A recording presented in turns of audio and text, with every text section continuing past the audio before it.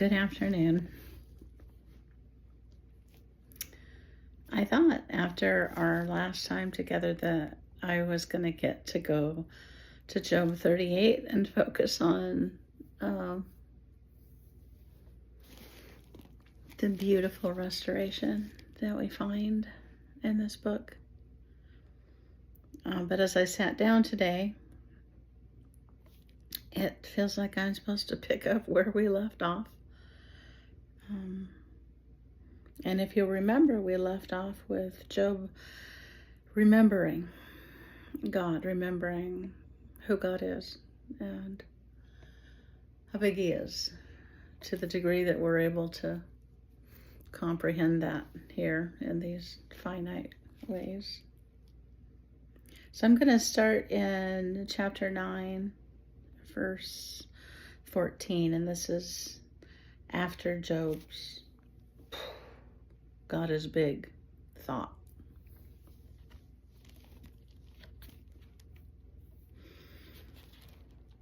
How then can I answer him and choose my words to reason with him? For though I were righteous, I could not answer him. I would beg mercy of my judge if I called and he answered me. I would not believe that he was listening to my voice.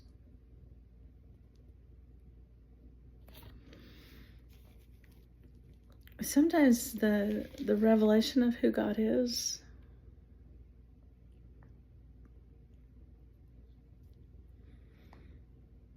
it brings a different awareness, it brings a different direction and perception, it brings a different set of questions.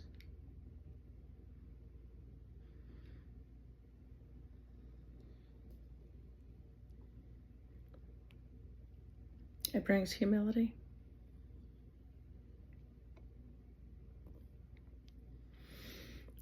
For he crushes me with a tempest and multiplies my wounds without cause.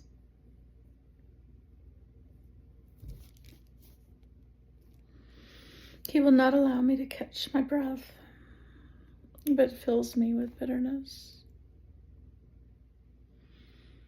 If it's a matter of strength, indeed, he is strong. And of justice, who will appoint my day in court? Though I were righteous, my own mouth would condemn me. Though I were blameless, it would prove me perverse.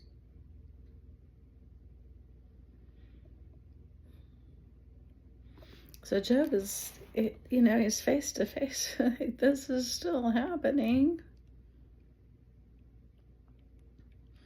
And he's aware that in the perfection of God, if he comes with his little, pea-sized, finite understanding, that it's not going to be able to rationalize and reason with Most High God and who God is.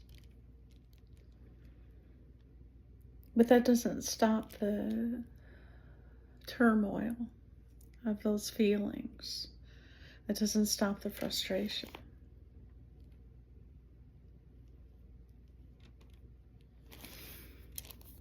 I am blameless, yet I do not know myself. I despise my life. It is all one thing.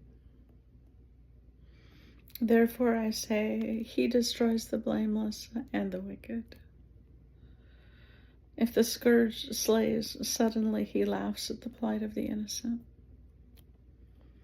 The earth is given into the hand of the wicked. He covers the face of its judges. If it is not he, who else could it be?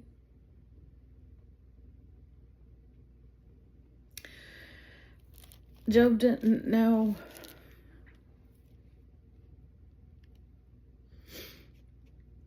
the before story. He didn't know he had an enemy. He didn't know that enemy got permission. He didn't know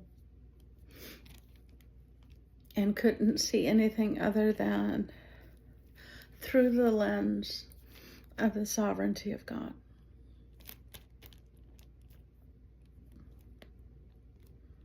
There's a lot of teachings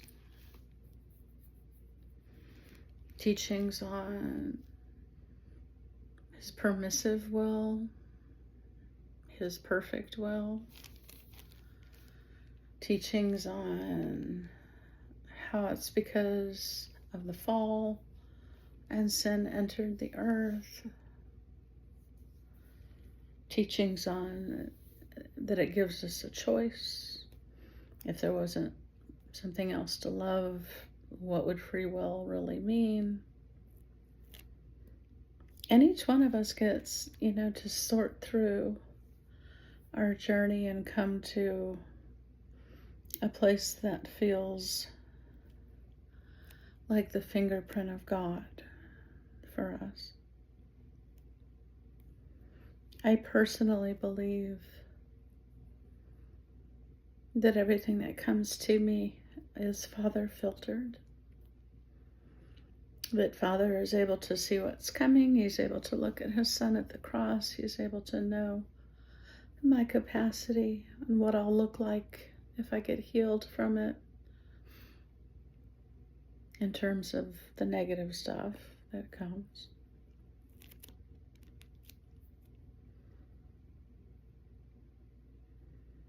And he looks at his ability to redeem it in a way that is larger than the calamity, even though at the time the calamity seemed to swallow me.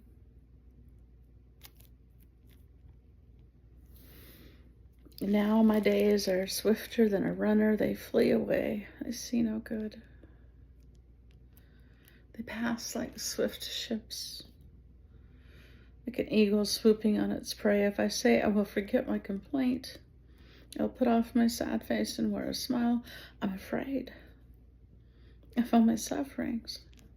I know that you will not hold me innocent. If I'm condemned, why then do I labor in vain? If I wash myself with some snow water, cleanse my hands with soap, yet you will plunge me into the pit, and my own clothes will abhor me. This is the place of the no win. I know I can't do this because of that, and I know I can't do that because of this.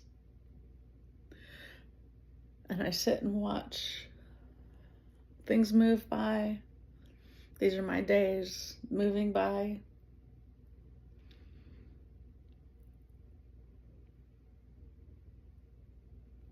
And I don't know how to go on.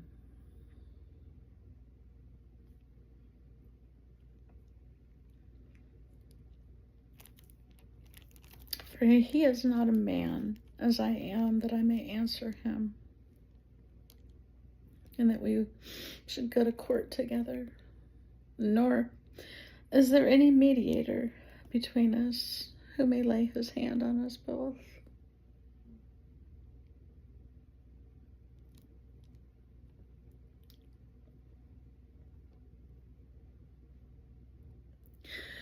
Jesus had not yet come.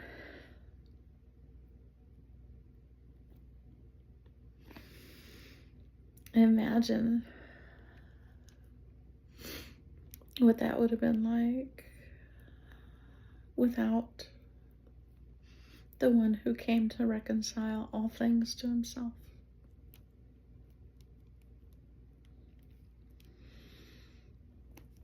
Let him take his rod away from me. Do not let dread of him terrify me.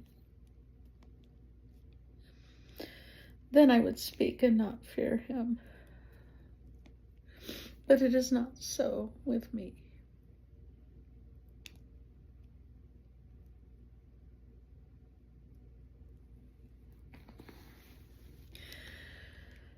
I bless you in the times when it doesn't make sense and confusion is every which way and chaos seems to be coming against you, and there is no right answer.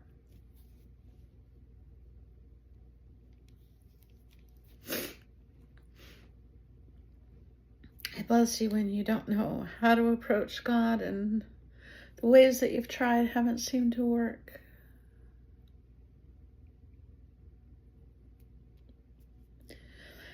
And you're terrified of him because if you give him the wrong answer, could it get worse? And you don't know what the right answer is. And it doesn't make sense. I bless you not only when this is your portion, but I also bless you when it's happening in the life of somebody that you love.